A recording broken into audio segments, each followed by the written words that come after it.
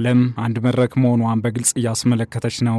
አንድ ቦታ የሚነሳ ግጭት በሌላ ቦታ ተጽዕኖ ይፈጥራል። ዛሬም በአሜሪካ እስራኤል ጥምረትና ኢራን መካከል ያለው ጦርነት ሲታይ ውጤቱ እስከ ዩክሬን ደርሷል። በመካከለኛው ምስራቅ እየተባባሰ የሚገኘው የአሜሪካ እስራኤልና ኢራን ጦርነት ምዕራባውያን ሀገሮች በጦር መሳሪያ ክምችቶቻቸው ላይ ጥያቄዎችን እንዲያነሱም አድርገዋል። በአስፈሪ ደረጃ የቀጠለው ይህ ጦርነት ለዩክሬን ትኩረትን የሚነፍግ አደጋ መደቀኑ እየተነገረ ነው። የዩክሬኑ ፕሬዝዳንት ቮሎዲሚር ዜሌንስኪ በመካከለኛው ምስራቅ እየተባባሰ የመጣው ጦርነት ዩክሬን ወሳኝ የአየር መከላከያ ሚሳይሎችን እንድታጣ እንደሚያደርጋት አስጠንቅቀዋል። ፕሬዝዳንቱ ዩክሬን ከአጋሮቿ ትኩረትን የመነፈግ አደጋ ተደቀነባት መሆኑንም በይፋ ተናግረዋል። እንደ ዜሌንስኪ ስጋት ከሆነ ዩክሬን የፓትሪዮት ሚሳይሎችን ጨምሮ ወታደራዊ መሳሪያዎችን ለማግኘት ትቸገራለች። አሜሪካና በመካከለኛው ምስራቅ ያሉ የዩክሬን አጋሮች ራሳቸውን ለመከላከል ያላቸውን የጦር መሳሪያ አሳልፈው መስጠትን አይመርጡም። ይህም ዩክሬን ከሩሲያ የሚቃጣባትን መጠነ ሰፊ ጥቃት የመመከት አቅሟን በእጅጉ ያዳክማል። የሩሲያው ፕሬዝዳንት ቭላዲሚር ፑቲን ዩክሬንን ለማዳከም ስለሚረዳ በመካከለኛው ምስራቅ ረጅም ጦርነት መካሄድን እንደሚፈልጉ ክስ አሰምተዋል። ይህንና ተያያዥ ጉዳዮችን በዓለም አቀፍ ትንታኔ ዘገባችን እንመለከተዋለን። አበረ ስሜነ ነኝ።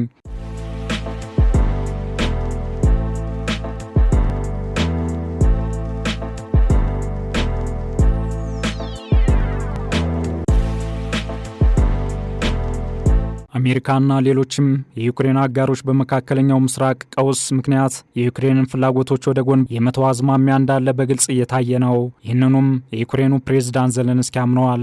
አሜሪካና እስራኤል ፍላጎታቸው የሚከፈለው መስዋዕትነት ተከፍሎ ኢራንን ማንበርከክ ነው። በመጨረሻም በድርድር መፍታት ያልተቻሉ ጉዳዮች በኃይል የበላይነት ማረጋገጥ እንችላለን ባይ ናቸው። እንዲህ ያለው አማራጭን ተግባራዊ ማድረግ ከጀመሩ ወዲህ ዓለም መገመት ወደማይቻል አቅጣጫ እያመራች እንደምትገኝ በግልጽ እየታየ ነው። ጦርነቱ ከመካከለኛው ምስራቅ የመሻገር ከፍተኛ አደጋም ደቅኗል። አውሮፓ ከፍተኛ ዝግጅት እያደረገ ነው። በመካከለኛው ምስራቅ በተለይም እንደ ኢራን፣ እስራኤል፣ ሶሪያና ኢራቅ ያሉ ሀገሮችን የሚያካትቱ ጦርነቶች በአውሮፓ ላይ ቀጥተኛና ቀጥተኛ ያልሆነ ከፍተኛ ተጽዕኖ አላቸው። እነዚህ ተጽዕኖዎች ከኢኮኖሚ ከፖለቲካና ከደህንነት ጋር የተያያዙ ናቸው። በተለይም ወታደራዊና ስትራቴጂካዊ ተሳትፎን በተመለከተ የአውሮፓ ሀገሮች በቀጥታም ሆነ በተዘዋዋሪ ሊሳተፉ ይችላሉ። በአሁኑ ጊዜ አውሮፓን ወደ ሙሉ ወይም ከፊል ቀጥተኛ የጦርነት ሚና ሊገፋት የሚችሉ ዋና ዋና ሁኔታዎች ተፈጥረዋል። ከነዚህ መካከል አውሮፓን የሚነኩ ቀጥተኛ የኢራን ጥቃቶች፣ የኔቶ ተሳትፎ፣ የኃይል አቅርቦት ቀውስ፣ በአውሮፓ ከፍተኛ የሽብር ጥቃት ስጋቶችና ከፍተኛ የአሜሪካ ጫና ይጠቀሳሉ። የአውሮፓ ሀገራት በመካከለኛው ምስራቅ ጦርነት ውስጥ ጣልቃ እንዳይገቡ ከኢራን የደረሳቸውን ጥብቅ ማስጠንቀቂያም ችላ ብለዋል። ቀደም ሲል የውጭ ጉዳይ ሚኒስትር ቃል አቀባይ እስማኤል ባቃይ ማንኛውም ተሳትፎ እንደ ጦርነት አዋጅ ተቆጥሮ የአውሮፓ ከተሞች ያጸፋ እርምጃ እንደሚጠብቃቸው አስጠንቅቀዋል። ነገር ግን የፈረንሳይ ራፋኤል ተዋጊ ጀቶች የተባበሩት አረብ ኤምሬትስን ኢላማ ያደረጉ የኢራን ድሮኖችን በማክሸፍ ተሳትፈዋል።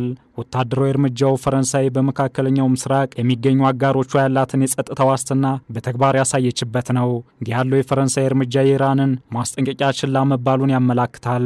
ይህ መሆኑ ደግሞ ጦርነቱ ከመካከለኛው ምስራቅ ሊሸጋገር ይችላል የሚለውን የቀደመ ስጋት አጉልቶታል። ይህ የመካከለኛው ምስራቅ ጦርነት ከጉዳዩ ባለቤቶች ውጭ በተለይም ዩክሬንን ለሩሲያ መጠነ ሰፊ ጥቃት አጋልጧል።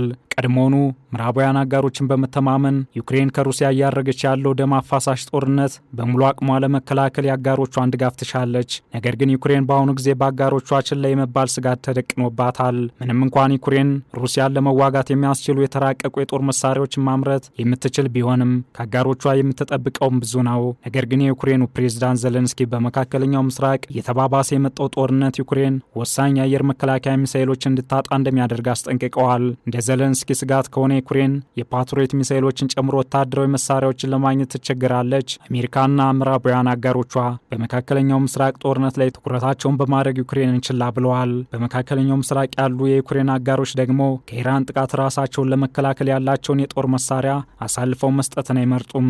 ይህም ዩክሬን ከሩሲያ የሚቃጣባትን መጠነ ሰፊ ጥቃት የመከላከል አቅሟን በእጅጉ ያዳክማል። ባለፉት 4 ዓመታት በነበረው አውዳሚ ጦርነት ከፍተኛ ኪሳራን ያስተናገደችው ዩክሬን በአሁኑ ጊዜ ከመቼውም ጊዜ በበለጠ ስጋት ተደቅኖባታል። ፈጣን ግስጋሴ በማድረግ በርካታ የዩክሬን አካባቢዎችን በመቆጣጠር ከፍተኛ ድል እያስመዘገበ ለሚገኘው የሩሲያ ጦር ይህ ጊዜ ከፍተኛ ጠቀሜታ አለው።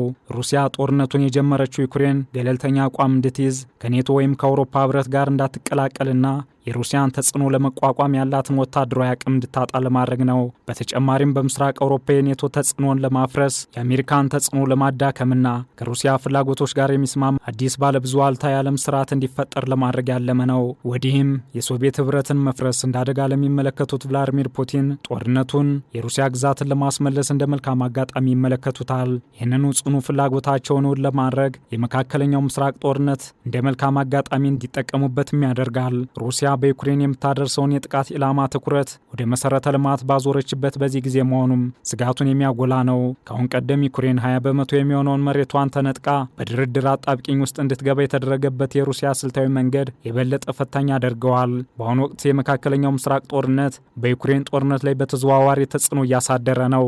የዓለም አቀፍ ትኩረት በመካከለኛው ምስራቅ መሆኑ ለዩክሬን አስቸኳይ እርምጃዎች የሚጠይቁ ውሳኔዎች እንዲዘገዩ አድርጓል። የምዕራባውያን ሀገሮች በተለይም አሜሪካና የአውሮፓ አጋሮች የአየር መከላከያ ስርዓቶችና ድሮኖች ያሉ የጦር መሳሪያዎች እርዳታ ለዩክሬን ቀንሰዋል። በሌላ በኩልም ጦርነቱ በተዘዋዋሪ ለሩሲያ ስትራቴጂካዊ ጥቅም አስገኝቷል። መካከለኛው ምስራቅ የነዳጅ ልብ ነው። ጦርነቱ የዓለም የነዳጅ ዋጋ ከመስቀሉም ባለፈ የአቅርቦት ሰንሰለቱን እየበጣጠሰ በሚገኝበት በዚህ ጊዜ ለሩሲያ የድል በር ከፍቷል። ጦርነቱ ሩሲያ የተጣለባት የነዳጅ ማዕቀብ በጊዜውነት እንዲነሳላት እድል በመፍጠሩ በቢሊዮን ዶላሮች የሚገመት ነዳጅ በመሸጥ የጦር መሳሪያ አቅሟን ይበልጥ እያጠናከረች ነው። ይህም ዩክሬንን በተዘዋዋሪ የማጥቃት ያክል ነው።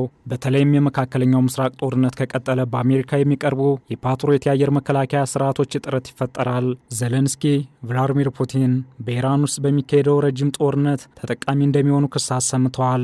አሜሪካ በወር ከ60 እስከ 65 የፓትሪዮት ሚሳኤሎችን እንደምታመርት ዘለንስኪ ተናግረዋል። በመጀመሪያው ቀን ጦርነት ብቻ 103 ሚሳኤሎች ጥቅም ላይ እንደዋሉም ተናግረዋል። ፕሬዝዳንቱ በእርግጠኝነት እጥረት እንደሚኖርም አምነዋል። ጥያቄው በመካከለኛው ምስራቅ ያለው ክምችት መቼ ይሟጥጣል የሚል ነው። በተመሳሳይ ቅድመ ሁኔታዎቿን ያጠባል። በሂደት ላይ የሚገኘውን የሶስትዮሽ ድርድር የማወሳሰብ ድርሻውም ቀላል አይደለም። በተለይም ሩሲያ የዩክሬን አጋሮች በመካከለኛው ምስራቅ ጦርነት ምክንያት ለዩክሬን የሚያደርጉትን የተራቀቁ የጦር መሳሪያዎች ድጋፍ እንደሚገድቡ ካለው ሰፊ ግምት ጋር ተዳምሮ ለዩክሬንም ሆነ ለአውሮፓ አስጊ ነው። ይህም የሩሲያ ዩክሬንን ጦርነት ወደ ተባባሰ ደረጃ የሚያሸጋግር አደገኛ ምዕራፍ እንዳይሆን ስጋት ፈጥሯል። ዓለም አቀፍ ትንታኔ ዘገባውን ስናዘጋጅ ዘ ኢንዲፔንደንት፣ ቢቢሲና ዘ ኬቭ ኢንዲፔንደንትን በዋቢነት ተጠቅመናል።